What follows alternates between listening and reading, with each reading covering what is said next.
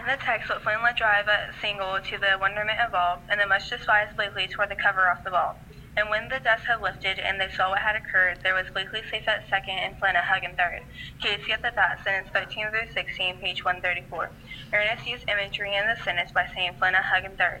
We can see that Flynn dove towards third and barely got to the base when was safe. We can also suggest the mood was that everyone was relieved that Flynn and Blakely were safe so that Casey could bat and win the game for them. In this sentence, when the dust had lifted, the reader can use the sense of sight that the dust was covering the players that dove into the bases.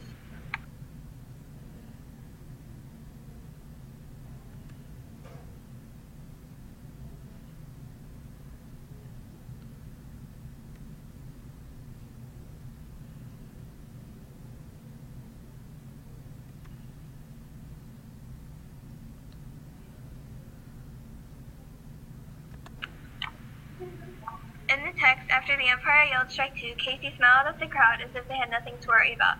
There was pride in Casey's bearing and a smile on Casey's face. Casey at the bat, page 135, sentence 22. The reader can conclude that Casey goes up to the bat with too much courage. When the umpire yelled strike two, Casey smiles at the crowd as if he was going to get the big hit that he would win the game for the team.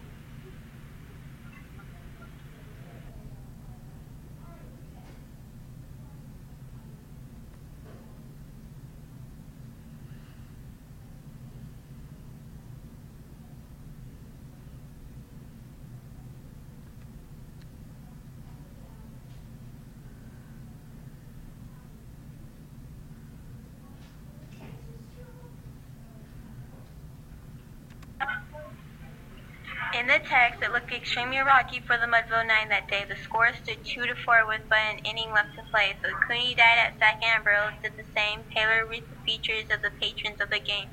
Casey at the bat, page 134, sentence 1 through 4.